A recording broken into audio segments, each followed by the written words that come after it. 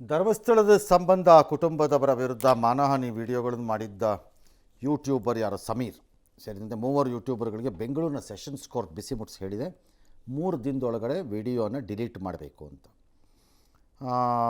ಯಾರೋ ಕುಂಟ್ಲಾ ರ್ಯಾಂಪೇಜ್ ಅಂತ, ಅಜಯ್ ಅಂಜನ್, ಇನ್ಯಾರೋ ಶ್ರೀನಾಥ್ ಶೆಟ್ಟಿ, ಯಾರೋ ಗಿರೀಶ್ ಮಟ್ಟಣ್ಣನವರ್ ಅವರೆಲ್ಲರಿಗೂ ಹೇಳಿದೆ ಅಥವಾ ಅವ್ರು ಸಂಬಂಧಪಟ್ಟವ್ರಿಗೆ ಶಾಶ್ವತ ನಿರ್ಬಂಧ ಹೇರಬೇಕು ಇವ್ರ ಮೇಲೆಲ್ಲ ಅಂತೇನೋ ಅವ್ರು ದಾವೆ ಹಾಕಿದ್ರು. ಬಟ್ ಈಗ ಅದೆಲ್ಲ ಆಗಿದೆ, ಬಟ್ ಕಿತಾಕಿ ಅಂತ ಹೇಳಿದ್ದಾರೆ. ಗೊತ್ತಿಲ್ಲ ಅದು ಏನು ಮಾಡ್ತಾರೋ ಏನೋ. ಕಿತ್ತಾಕಿದ್ರೆ ಏನು ಪ್ರಯೋಜನ? ಈಗ ಎಲ್ಲ ಆಗೋಯ್ತಲ್ಲ, ಏನೋ ಕಿತ್ತಾಕಿದ್ದಾರೆ, ಅವ್ರು ಕಿತ್ತಾಕ್ತಾರೆ. ಕಿತ್ತಾಕದೇ ಇದ್ದರೆ ಅನುಭವಿಸ್ತಾರೆ. ಈಗ ಅನುಭವಿಸಿರೋದು ಸಾಲದೇ ಇದ್ದರೆ. ಅನುದಾನ ತಾರತಮ್ಯ ಖಂಡಿಸಿ ಹೈಕೋರ್ಟ್ ಮೆಟ್ಟಿಲಿರುವ ಜೆಡಿಎಸ್ ಶಾಸಕ ವೆಂಕಟಶಿವಾರೆಡ್ಡಿ ಸಮರ್ಥನೆ ಮಾಡಿಕೊಂಡಿದ್ದಾರೆ. ನನ್ನ 42 ವರ್ಷದಿಂದ ರಾಜಕೀಯದಲ್ಲಿ ಈ ರೀತಿ ತಾರತಮ್ಯವನ್ನು ನಾನು ನೋಡೇ ಇಲ್ಲ. ನನ್ನ ಕ್ಷೇತ್ರಕ್ಕೆ ಅನುದಾನ ಅಂತೂ ಬಂದೇ ಇಲ್ಲ. ನಾನು ದಾರಿ ತೋರಿಸಿದ್ದೀನಿ. ಅನೇಕ ಶಾಸಕರು ಕರೆ ಮಾಡಿ ಬೆಂಬಲವನ್ನು ಕೊಟ್ಟಿದ್ದಾರೆ ಅಂತ ಕೂಡ ಹೇಳಿಕೊಂಡ್ರು. ಈ ನಡುವೆ ಸಿಎಂ ಕೂಡ ಇದಕ್ಕೆ ಉತ್ತರಿಸಿ, ಬಿಜೆಪಿ ಜೆಡಿಎಸ್ ಅಧಿಕಾರದಲ್ಲಿದ್ದಾಗ ನಮ್ಮ ಶಾಸಕರಿಗೆ ಏನು ಮಾಡಿದ್ದಾರೆ ಅನ್ನೋದು ನಮಗೆ ಗೊತ್ತಿದೆ, ಆದರೆ ನಾನು ತಾರತಮ್ಯ ಮಾಡಲ್ಲ ಅಂತ ಹೇಳಿದ್ದಾರೆ. 42 ವರ್ಷದಿಂದ 43 ವರ್ಷದಿಂದ ಅಸೆಂಬ್ಲಿಯಲ್ಲಿ ಇದ್ದೇನೆ. ಇಂಥ ಒಂದು ಸಂದರ್ಭ ನಾನು ಎಂದೂ ಕಂಡಿರಲಿಲ್ಲ. ನಾವು 2.5 ವರ್ಷ ಆಯ್ತು ಈ ಅಸೆಂಬ್ಲಿಗೆ ಬಂದು.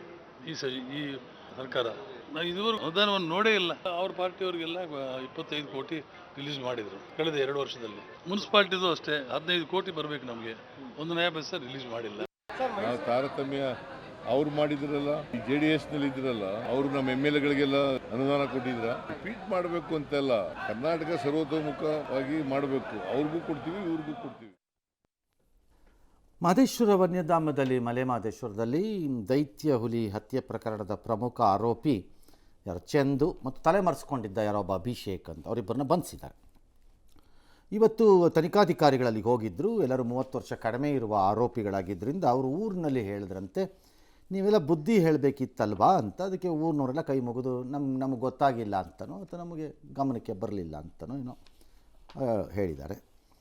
ಇನ್ನೊಂದು ಕಡೆ ಬೆಳಗಿರಿ ರಂಗನ ಬೆಟ್ಟದಲ್ಲಿ 3 ಮರಿಗಳಿಗೆ ಜನ್ಮ ಕೊಟ್ಟಿದೆ ತಾಯಿ ಹುಲಿ. ನಂತರ ಕಣ್ಮರೆ ಆಗಿಬಿಟ್ಟಿದೆ.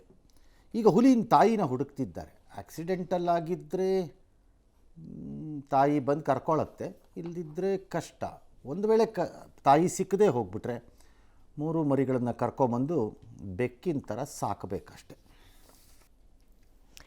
ರಾಜ್ಯ ಪ್ರವಾಸದಲ್ಲಿರುವ ಕೇಂದ್ರ ವಿತ್ತ ಸಚಿವೆ ನಿರ್ಮಲಾ ಸೀತಾರಾಮನ್ ಕೊಪ್ಪಳ ತಾಲೂಕಿನ ಮೆತ್ತಗಲ ಗ್ರಾಮಕ್ಕೆ ಇವತ್ತು ಭೇಟಿ ಕೊಟ್ಟರು. ಕೃಷಿ ಸಂಸ್ಕರಣಾ ಘಟಕ ತರಬೇತಿ ಮತ್ತು ಸಾಮಾನ್ಯ ಸೌಲಭ್ಯ ಕೇಂದ್ರದ ಉದ್ಘಾಟನೆ ಮಾಡಿದರು. ಪ್ರಧಾನಿ ಅವರ ವೋಕಲ್ ಫಾರ್ ಲೋಕಲ್ ಇದು ಒಂದು ಉತ್ತಮ ನಿದರ್ಶನವಾಗಿದೆ ಅಂತ ಹೇಳಿದರು. ಬಳಿಕ ಐತಿಹಾಸಿಕ ಹಂಪಿಗೂ ಕೂಡ ಭೇಟಿ ಕೊಟ್ಟರು. ವಿರೂಪಾಕ್ಷೇಶ್ವರನ ವಿಶೇಷ ಪೂಜೆಯನ್ನು ಕೂಡ ಸಲ್ಲಿಕೆ ಮಾಡಿದರು. ಬಳಿಕ ಮಾತನಾಡಿ, ನನಗೆ ಬಹಳ ಜನ ಹಂಪಿಗೆ ಹೋಗಿ ಅಂತ ಹೇಳ್ತಿದ್ರು, ಈಗ ಅವಕಾಶ ಸಿಕ್ತು ಬಂದಿದ್ದೀನಿ. ಸಂಸ್ಕೃತಿ, ಕಲೆ ಈ ನಾಡಿನ ಪರಂಪರೆಯ ಪ್ರತೀಕವಾಗಿದೆ ಅಂತ ವರ್ಣಿಸಿದರು.